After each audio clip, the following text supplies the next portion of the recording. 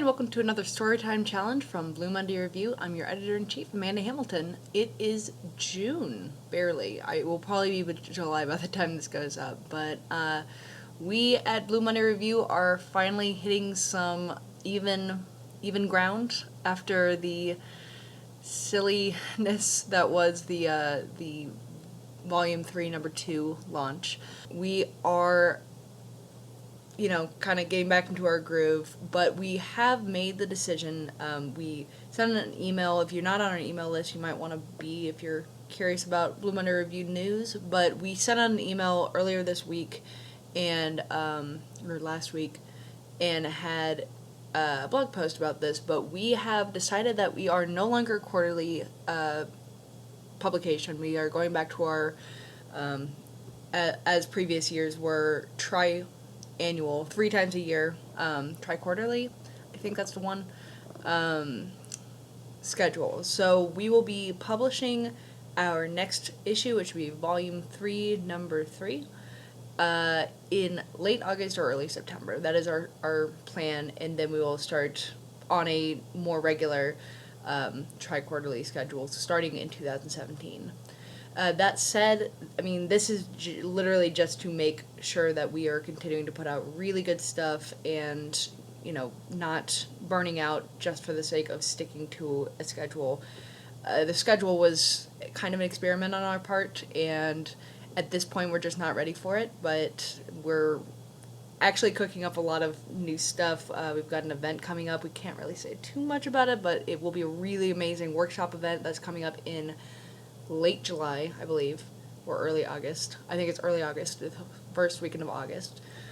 And then we've got some other projects in the works. So we're not going away, we're just kind of slowing down a little bit, pumping the brakes so that we can put out the same quality and caliber of work that we pride ourselves on. Alright, that's all the news. Again, if you're not on our email list, you might want to be. There's lots of really good stuff on there. We try and not email unless there's something really big happening, so just go to, I'll put a link in the comments. This month's Storytime Challenge winner is LaRue Cook. LaRue Cook was a researcher, writer, and editor at ESPN the magazine and ESPN.com for 7 years before returning to his home state of Tennessee, where his new title is Existential Mess.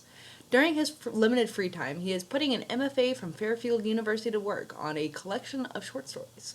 His fiction has appeared or is forthcoming in Mendetta Review, Star 82 Review, and Inwood, Indiana. You can follow his hashtag UberNights on Instagram, which is at cook.larue, Twitter at LaRue_cook, or Facebook, links in the comments.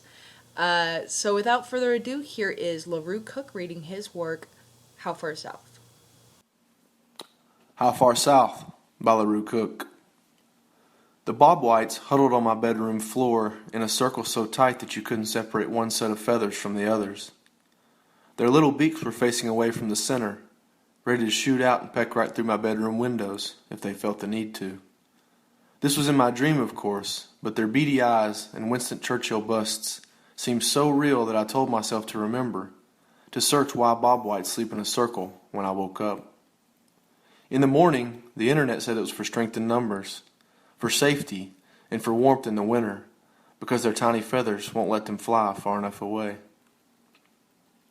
The next night, birds were back, only not Bob Whites but gulls, all of them resting their bald white heads, beaks tucked under ruffled feathers. I had to blink in my dream before I realized that they weren't just headless bodies attached to legs as thick as twigs. There were 7 of them, maybe 8, standing in a perfect J, like they'd landed in my bedroom after a long day of migration. I propped on one elbow to admire them sleeping peacefully, preparing for another day of travel to a faraway place drenched in sunshine. I was alone in bed, although I knew, as you sometimes do in dreams, that my wife would be beside me when this ended, when the gulls were soaring above us in the same perfect J, flapping their wings, riding on the wind of that faraway place. When I opened my eyes, the gulls were gone. It was pitch black. My wife was asleep, her mouth toward mine, half open. I could smell her breath, stale and sweet from the wine. I followed her long lashes to the moon-white skin covering her eyes, skin as white as her bald head. I couldn't remember the last time I'd watched her sleep, or if I ever had. I wondered where she had gone behind her lids. Then I remembered how she hadn't even looked up from her fresh squeezed carrot juice the morning I told her about the bobwhites, about how it might be a sign that bird watching might not be a bad hobby to take up, to keep our minds off the calendar. The next night I couldn't sleep, thinking about how birds migrate, whether they're born with maps in their minds, maps that will always guide them back home, or if the sun and the stars speak to them, directing them. I wondered if we could hear the universe too, if we were quiet enough, if we closed our eyes when we were awake and simply listened. My wife was turned away from me. I could feel the calm in her breathing, sense the steadiness.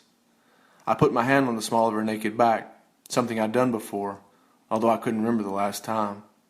She rolled over face to face with me, her dark eyes dilated and wide. "What is it?" she asked. "Let's fly south," I said. She yawned and rolled over, facing the wall. "How far south?" she asked. "As far as it takes, I guess." I put my hand on the small of her back again. "Don't you want to get away?" I asked. "Let's fly south," she said, letting the thought hang there, somewhere between the crack of the bed and the wall. Then I felt the calm in her breathing return, sensed the steadiness. Thank you, LaRue. If you want to find out more about Blue Meadow Review, go ahead and type in bluemeadowreview.com into your thingamajig at the top of the page. You can follow us on Facebook, Twitter. I think we're on Instagram now. We may be on Tumblr. Definitely Facebook and Twitter. Look for us elsewhere. All those links are here-ish.